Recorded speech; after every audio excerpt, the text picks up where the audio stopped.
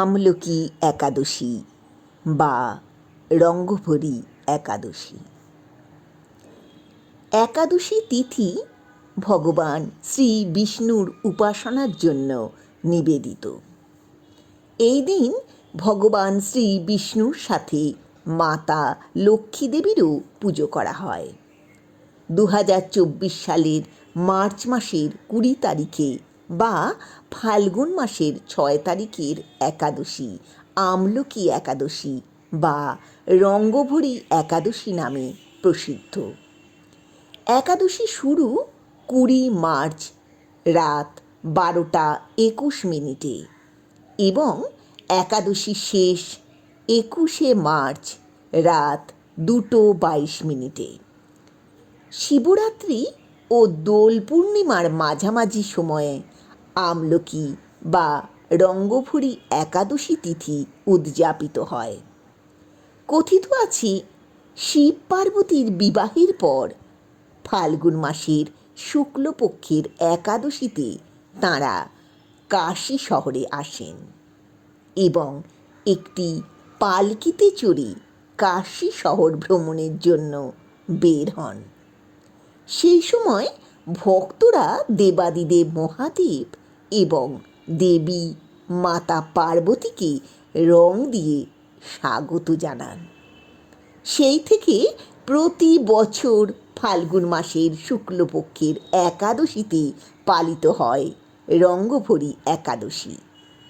এই দিন কাশী বিশ্বনাথ মন্দিরে ভগবান শিব ও দেবী গৌরীর বিশেষ পুজো হয়। রঙ্গভরি একাদশীর দিন থেকে কাশীতে হোলি খেলা শুরু হয়। 6 দিন পর্যন্ত সেখানে হোলি খেলা হয়।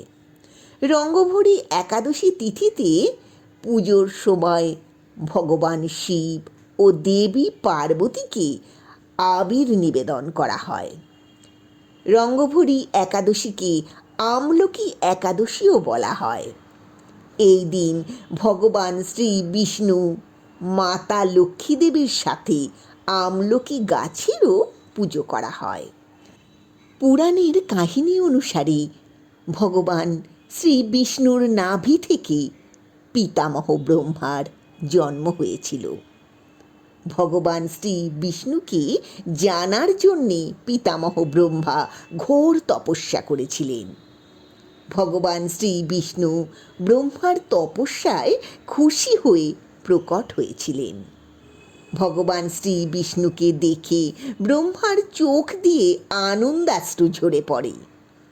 ভগবান শ্রী বিষ্ণুর পায়ে ব্রহ্মার চোখের জল পড়েছিল।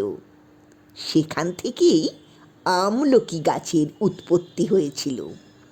তাই আমলকি গাছ ভগবান শ্রী বিষ্ণুর খুবই প্রিয়।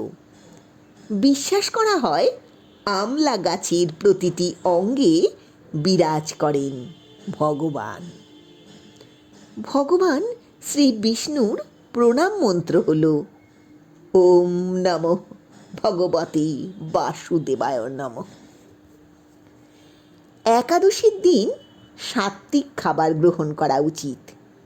ভগবান শ্রী বিষ্ণু হলেন এই বিশ্ব ব্রহ্মাণ্ডের রক্ষক। একাদশীর দিন নিষ্ঠা ভরে ভগবান শ্রী বিষ্ণুর আরাধনা করলে জন্ম মৃত্যুর চক্র থেকে মুক্তি পাওয়া যায়। ভগবান শ্রী বিষ্ণু তাঁর ভক্তদের সমস্ত পাপ দূর করে দেন এবং তাঁর আবাসস্থল বৈকুণ্ঠ ধামে স্থান দেন।